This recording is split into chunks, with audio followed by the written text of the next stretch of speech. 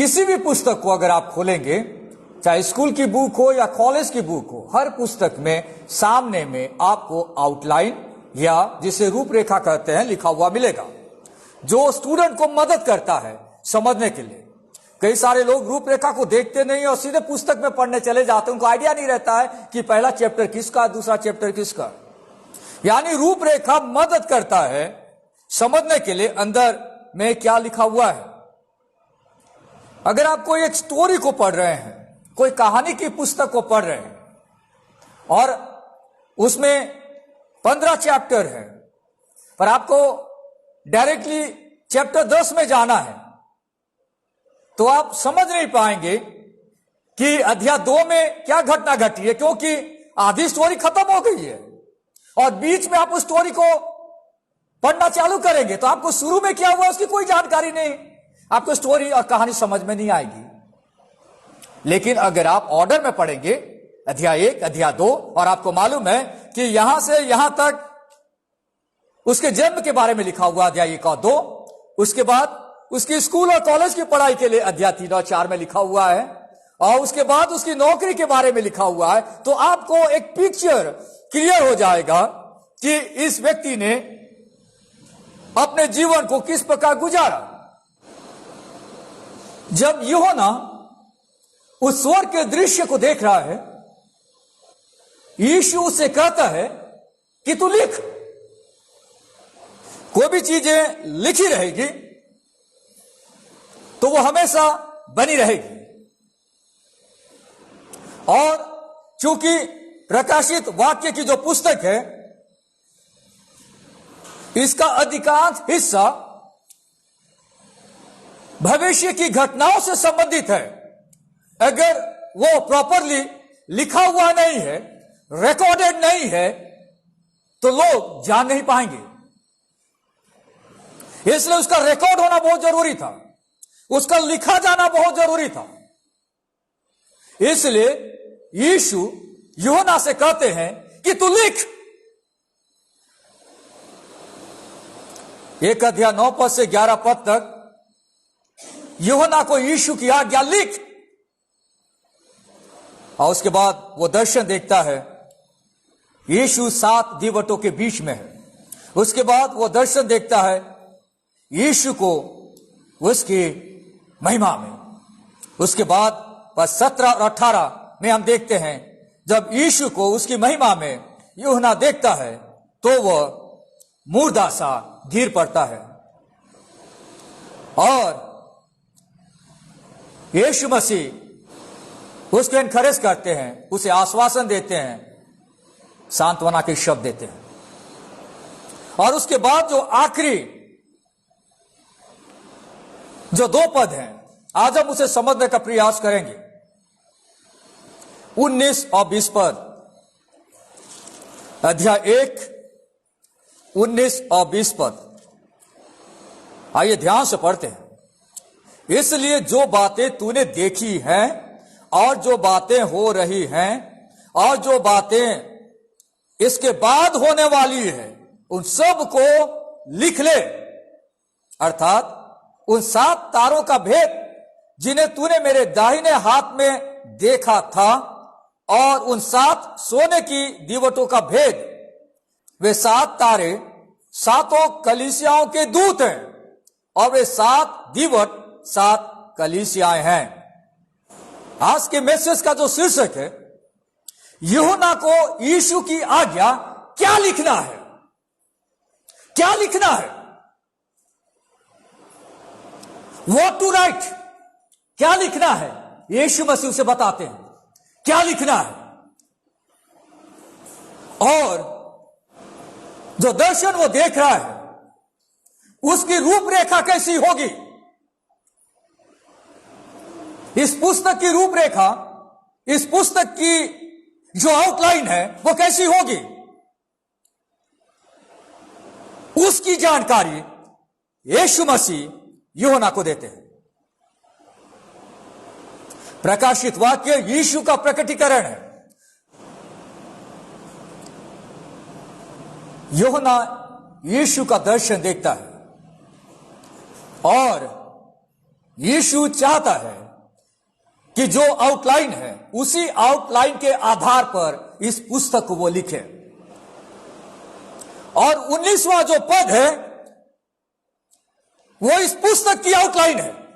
यानी अगर कोई व्यक्ति एक अध्याय 19 पद नहीं पढ़ेगा तो वो प्रकाशित वाक्य कभी नहीं समझ पाएगा। प्रकाशित वाक्य एक अध्याय से लेकर 22 अध्याय को समझने के लिए प्रकाशित वाक्य एक अध्याय 19 पद को समझना बहुत जरूरी है। Without verse 19 he cannot understand the book of revelation.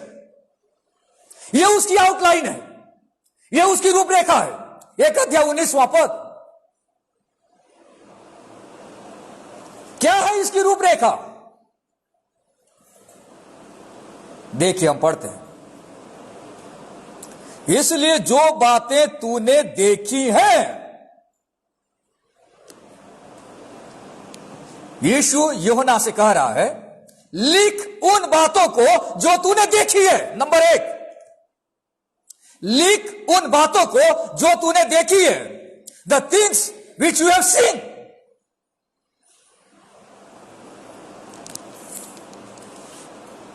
यीशु मसीह चाहता था कि वो उन बातों को लिखे जो अभी अभी उसने देखी है। क्या उसने देखा? 9 पद से लेकर 20 पद तक जो दर्शन यूहन्ना ने देखा है उसे तू लिख। लिख उन बातों को जो तूने देखी है। जो दर्शन उसने देखा है उस दर्शन को तू लिख। दूसरी बात, और जो बातें हो रही है, लिख उन बातों को जो हो रही है। आप रूपरेखा को समझ रहे हैं? इसी रूपरेखा में पुस्तक लिखी गई है। लिख उन बातों को जो हो रही है। यीशु यूहन्ना से कह रहा है, लिख उन बातों को जो हो रही है। The things which are present, जो हो रही है। आप देखेंगे अध्याय 2 और 3 में 7 कलीसियाओं के नाम वो पत्र लिख रहा है। द थिंग्स विच आर, जो प्रेजेंट में वर्तमान काल में वहां घट रही है, उनको तू लिख। इसलिए अध्याय 2 और 3 में उन घटनाओं को वो लिख रहा है। 7 कलीसियाओं को वो मैसेज भेज रहा है। और ये जो मैसेज है वो कलीसिया के युग के लिए भी है। आज हम कलीसिया के युग में जी रहे हैं। जो दूसरा जो डिवीजन है, दूसरा जो पार्ट है, वो है कलीसियाओं के नाम। उस समय की जो कलीसियाएं थी उनको मैसेज भेजी गई थी। और उसके बाद जो भी कलीसिया बन रही है, और जब तक कलीसिया का युग बना रहेगा, ये सेकंड वाला डिवीजन काम करता रहेगा। न सिर्फ उन इंडिविजुअल कलीसियाओं को वो मैसेज देना चाह रहा है, पर हर एक ऐसी कलीसियाएं जो वर्ल्ड में पाई जाती है, और कलीसिया के इस युग में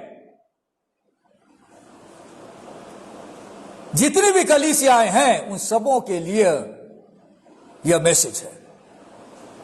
दूसरा और तीसरा अध्याय में 7 कलीसियाओं को एड्रेस किया गया है। इसलिए उसका आउटलाइन पद 19 में पहले से बता दिया गया है। जो बातें हो रही है कलीसियाओं में, जो हो रही है, अलग अलग कलीसियाओं के नाम यहां पर लिखे गए। 2 अध्याय से आप देखेंगे, उनकी समस्याओं को देखेंगे, उस कलीसिया में क्या प्रॉब्लम है देखेंगे, कलीसिया के लोग कैसे जीवन जी रहे देखेंगे। ये जो 7 कलीसियाएं हैं और उनमें जो समस्याएं थी, वैसे ही इस कलीसिया युग में कलीसियाओं की समस्याएं हैं, जिनको लिखना जरूरी था। और यीशु यूहन्ना को आज्ञा देते हैं कि तू लिख जो बातें हो रही है। यह पुस्तक 3 भागों में बांटी गई है और यह परमेश्वर का दिया गया आउटलाइन है। पहला भाग 1 अध्याय 9 से 20 पद तक, दूसरा भाग 2 अध्याय और तीसरा अध्याय। भाग 3 क्या है ये? इसी में लिखा हुआ है, और जो बातें इसके बाद होने वाली है उन सब को लिख ले। जो बातें इसके बाद होने वाली है, अभी तक हुई नहीं है, होने वाली है, उसको तू लिख ले।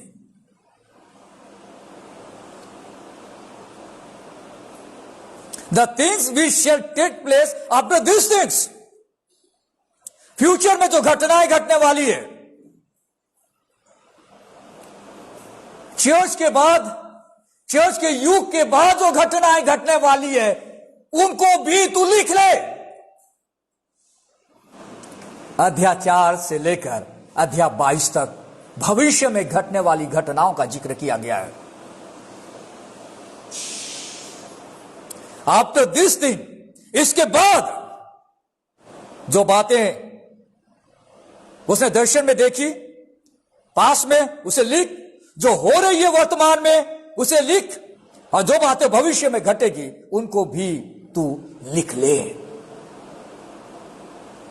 दुनिया का कोई भी इंसान भविष्य की बातों को नहीं जानता, पर बाइबल को देने वाला परमेश्वर जानता है कि भविष्य में क्या होने वाला है, और इसलिए इस पुस्तक में भविष्य में घटने वाली घटनाओं का वर्णन किया गया है। अध्याय 4 से लेकर अध्याय 22 पद तक यहां लिखा है जो बातें इसके बाद होने वाली है। अध्याय 4 को अगर आप खोलेंगे, वहां से देखिए तीसरा डिवीजन चालू होता है, वहां लिखता है इन बातों के बाद, यानी तीसरा भाग शुरू हो रहा है प्रकाशित वाक्य का। इन बातों के बाद लौदीकिया की कलीसिया को जो संदेश भेजा गया था, अध्याय 3 पद 14 से लेकर 22 पद तक, उसके बाद अध्याय 4 की शुरुआत होती है, और वहां जो ये पद शुरू होता है वो है इन बातों के बाद।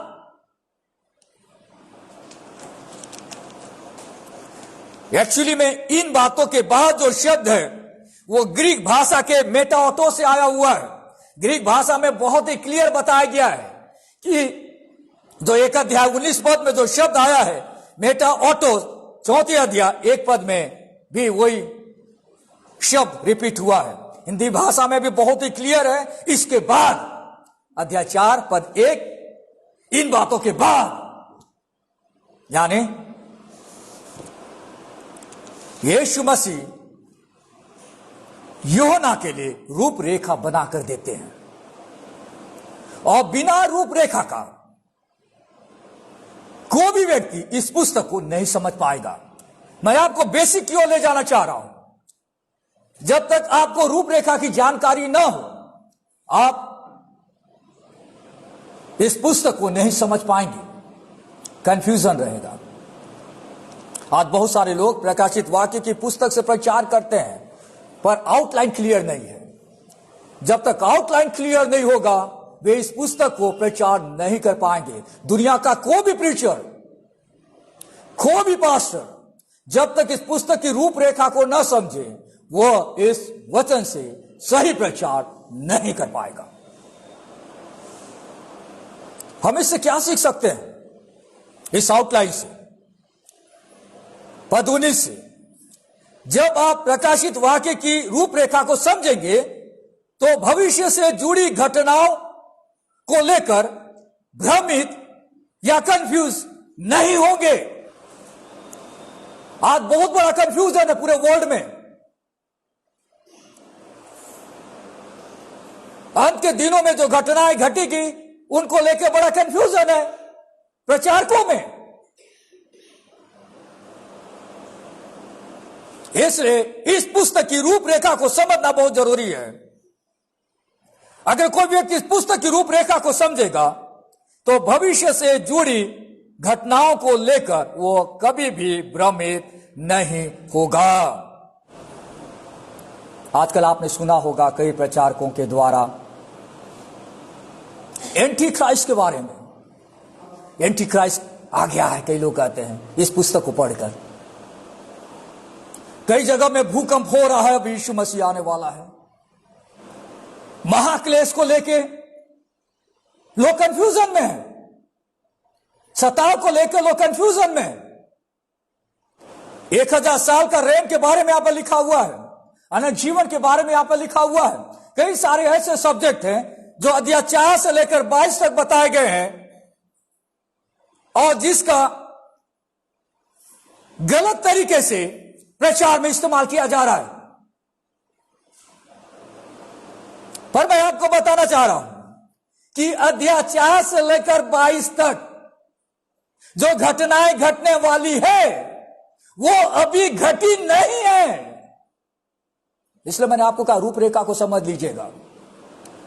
आज बहुत सारे लोग गलत शिक्षाओं के शिकार हैं अंत के दिनों की घटनाओं को लेकर। जो बातें आज मैं आपको समझा रहा हूं, पर कहां समस्या है? रूपरेखा क्लियर नहीं है। अध्याय 4 से लेकर 22 अध्याय तक जो घटनाएं घटने वाली है वो कलीसिया के युग के बाद घटेगी, अभी घटी नहीं है। एक भी घटना नहीं घटी है। यानी कोई भी व्यक्ति अगर इस पुस्तक से प्रचार करता है और अध्याय 4 से लेकर 24 तक के बीच में कोई ऐसे इवेंट को लेता है और कहता है कि ये घटनाएं अब दिखाई दे रही है, ये सारी चीजें यहां पर हो रही है, that means he is a false prophet. वो गलत प्रचारक है, वो गलत नबी है, गलत भविष्यद्वक्ता है, क्योंकि ये घटनाएं कलीसिया के युग के बाद घटेगी।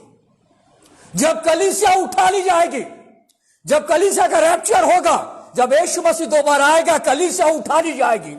प्रभु में सोए गए लोग जी उठेंगे और जो जीवित रहेंगे उनकी बॉडी ट्रांसफॉर्म हो जाएगी और वे जीते जी बीच बादल में यीशु से मुलाकात करेंगे। उसके बाद महाक्लेश ये दुनिया में होगा। अभी महाक्लेश होने वाला नहीं है। इसलिए तो कलीसिया के लिए बड़ी ब्लेसिंग है। जो महाक्लेश का जिक्र प्रकाशित वाक्य की पुस्तक 4 अध्याय से लेकर आगे बताया गया है, वो महाक्लेश विश्वासियों के लिए यानी कलीसिया के लिए नहीं है। कलीसिया तो यीशु के साथ स्वर्ग में रहेगी। उस दौरान जो लोग रहेंगे कलीसिया के उठा लिए जाने के बाद, यहां पे जो लोग रहेंगे, और उस समय महाक्लेश का समय होगा। इसलिए रूपरेखा, फिर से रूपरेखा को समझना जरूरी है। रूपरेखा को समझना और ग्रामर की भाषा को समझना बहुत जरूरी है। नंबर 1 मैंने आपसे कहा, जब आप प्रकाशित वाक्य की रूपरेखा को समझेंगे तो भविष्य से जुड़ी घटनाओं को लेकर भ्रमित नहीं होंगे। नंबर 2, गलत भविष्यद्वक्ताओं, गलत शिक्षकों के चक्कर में पड़कर उनकी गलत व्याख्या का शिकार नहीं बनेंगे। अगर आपको सही रूपरेखा मालूम हो तो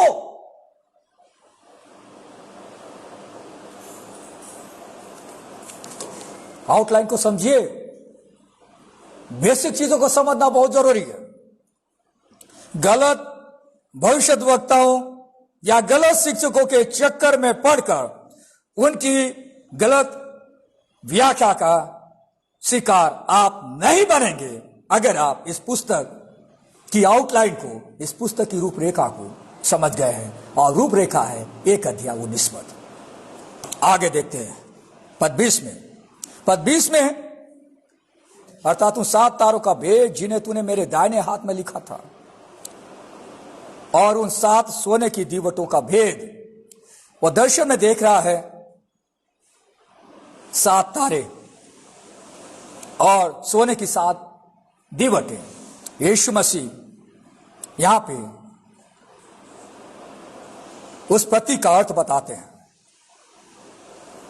इसका मतलब क्या है? पद 20 के आधार पर एक बड़ा एप्लीकेशन मेरे और आपके लिए है। जब परमेश्वर प्रतीक का, सिंबल का इस्तेमाल करता है तो उसका अर्थ भी वही बताता है। समझना बहुत जरूरी है। अगर आप यहां पे देख रहे हैं कि 7 तारों का भेद लिखा है, वे 7 तारे सातों कलीसियाओं के दूत हैं। खुद यीशु मसीह बताता है उस सिंबल का मतलब क्या है। तारा यानी दूत, दूत मतलब मैसेंजर। एक पास्टर, एक अगुआ जो मैसेज कम्युनिकेट करता है, जो 7 कलीसियाओं के लिए अपॉइंटेड किए गए थे और जिनके द्वारा वो मैसेज कलीसिया तक पहुंचाना चाह रहा है। और सोने की 7 दीवटें, ये है 7 कलीसियाएं। जब परमेश्वर प्रतीक का इस्तेमाल करता है, सिंबल का इस्तेमाल करता है, तो उसका अर्थ भी वही बताता है।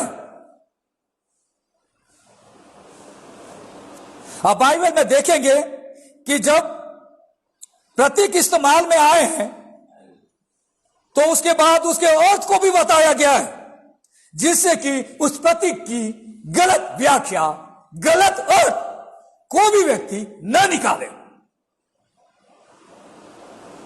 इन दिनों प्रतीक इस्तेमाल का बिजनेस बहुत चल रहा है।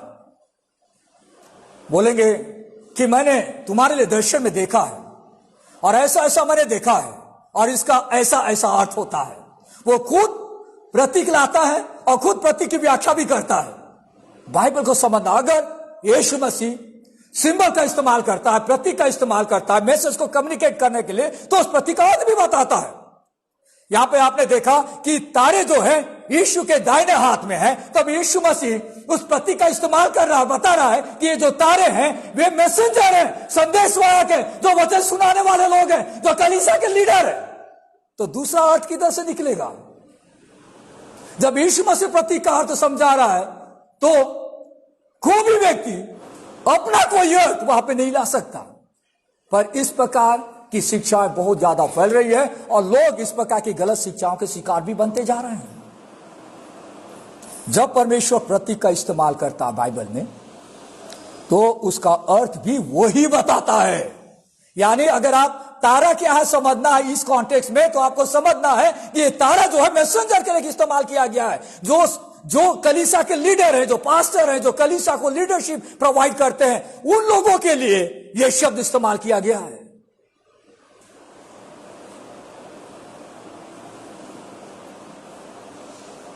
यहां लिखा है वे 7 तारे 7 कलीसियाओं के दूत है। और यीशु मसीह इन तारों को अपने दाहिने हाथ में लिए हुए हैं।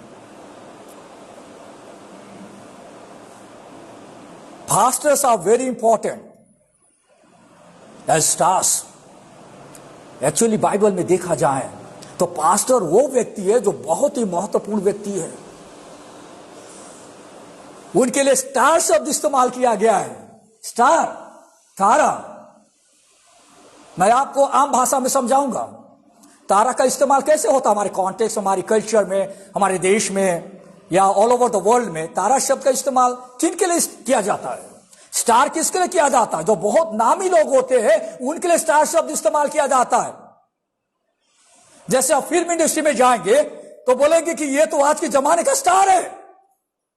मतलब क्या है? वेरी नामी पर्सन है, ये तो सुपरस्टार है। किसके लिए इस्तेमाल किया जाता है? जो बहुत ही इंपॉर्टेंट और महत्वपूर्ण व्यक्ति होते हैं उनके लिए तारा शब्द इस्तेमाल किया जाता है, स्टार शब्द इस्तेमाल किया जाता है। यार तुम तो अपने जमाने के स्टार थे। मतलब क्या? तुम अपने जमाने के बहुत ही प्रभावशाली और इंपॉर्टेंट पर्सन थे। यहां पे जो प्रभु के सेवक हैं, जो पास्टर हैं, उनके लिए स्टार शब्द इस्तेमाल किया गया है। यानी वे ऐसे लोग होना चाहिए बाइबल के अनुसार जो बहुत ही प्रभावकारी और बहुत ही महत्वपूर्ण है वर्ल्ड के लिए, संसार के लिए और कलीसिया के लिए। पर कई सारे लोगों ने इसको इतना धूमिल कर दिया है, यानी पास्टर का जो पदवी है उसको लोगों ने जमीन में उतार दिया है और उसको नीचे धूल में उतार दिया है, क्योंकि वे वचन की सही व्याख्या नहीं जानते। एक पास्टर अपने अधिकार से नहीं पर यीशु के अधिकार से कलीसिया की अगुवाई करता है। बाइबल के अनुसार एक पास्टर अपने अधिकार से नहीं, यीशु की अथॉरिटी से, यीशु के अधिकार से वो कलीसिया की अगुवाई करता है। आज कई कलीसियाओं में पास्टर अपने अधिकार का इस्तेमाल करता है, अपने पद का इस्तेमाल करता है। यद्यपि वो जानता है कि ये वचन के कॉन्ट्रडिक्शन में है, फिर भी वो कहता है कि मेरे हिसाब से चलो, मेरे अधिकार में चलो, अगर तुमको रहना है तो। गलत। एक पास्टर अपने अधिकार से नहीं, पर यीशु के अधिकार से कलीसिया की अगुवाई करता है। जो अधिकार यीशु ने उसे दिया है, उस अधिकार से वो लोगों से बात करता है, उस अधिकार से वो लोगों को समझाता है, क्योंकि राजाओं का राजा और प्रभुओं का प्रभु ने उसे कलीसिया का स्टार बनाया है, प्रचारक बनाया है, पास्टर बनाया है, महत्वपूर्ण इंसान बनाया है, और वो यीशु के दाहिने हाथ में सुरक्षित रहता है।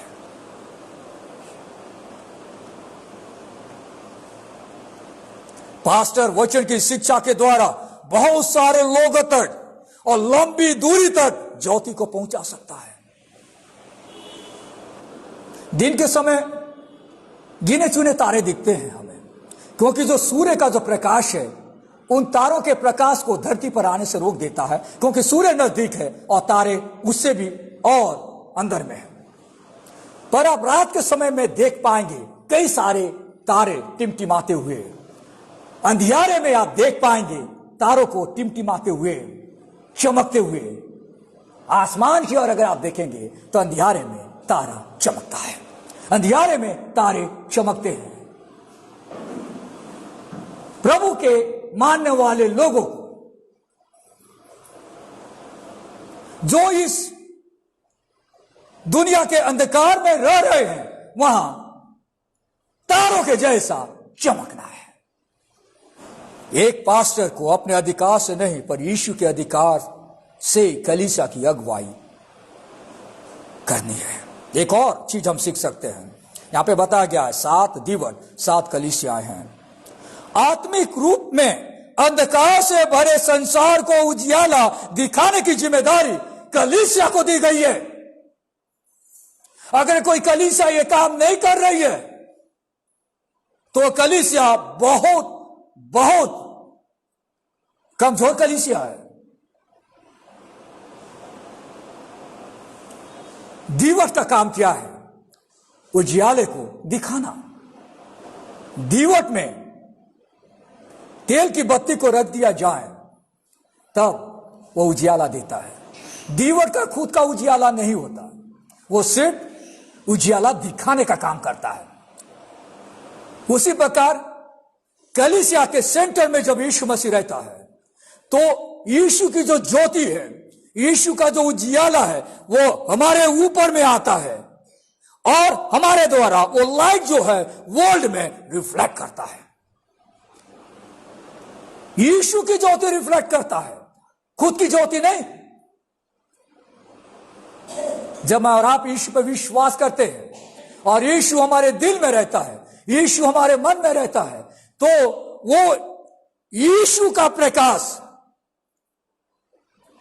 निकलता है। लोग हमारे जीवन को देखकर यीशु की ओर चले आते हैं, क्योंकि यीशु का उजियाला लोगों को दिखाई देता है।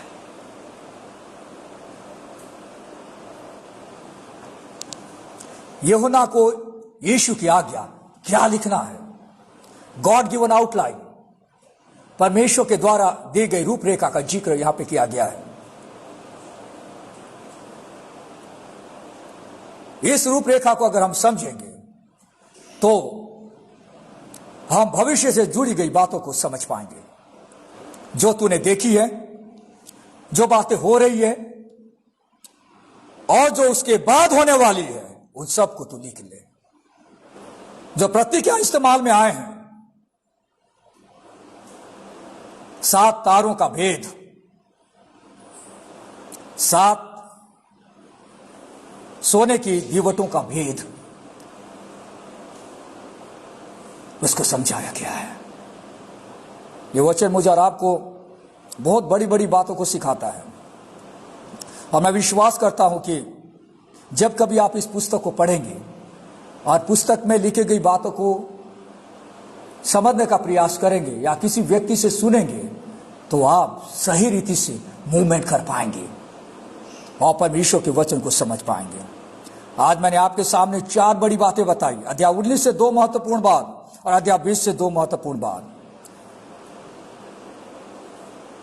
जब आप प्रकाशित वाक्य की रूपरेखा को समझेंगे तो भविष्य से जुड़ी घटनाओं को लेकर भ्रमित नहीं होंगे। नंबर 2, गलत भविष्यद्वक्ताओं और शिक्षकों के चक्कर में पड़कर उनकी गलत व्याख्या का शिकार नहीं बनेंगे। नंबर 3, जब परमेश्वर प्रतीक का इस्तेमाल करता है तो उसका अर्थ भी वही बताता है। और नंबर 4, एक पास्टर और एक कलीसिया को मिलकर जिस संसार में प्रभु ने उन्हें रखा है, परमेश्वर की ज्योति को लोगों को दिखाते रहना है। आइए प्रार्थना करें। प्यारे परमेश्वर, हम आपको धन्यवाद देते सुंदर वचन के लिए। जब हम आपके वचन के पास आते हैं प्रभु, आप हमारी मदद करते हैं। और आज आपने हमें एक ऐसे पद से हमें सिखाया जो हमें आपके वचन को समझने में मदद प्रदान करता है। और यह आउटलाइन और रूपरेखा यूहन्ना ने अपने खुद से नहीं लिखा, यीशु आपने उसे बताया कि ऐसा लिखे। प्रभु, हम धन्यवाद देते हैं, ऐसी बड़ी बड़ी बातों को आप सिखाते अपने वचन के द्वारा। आपने कलीसिया के अगुओं को और कलीसियाओं को आपने जिम्मेदारी दी है कि वे आपकी ज्योति को रिफ्लेक्ट कर सके। यह हमारा काम है प्रभु, आप हमारी सहायता मदद करें। यीशु के नाम से हम इस प्रार्थना को मांगते हैं, आमीन।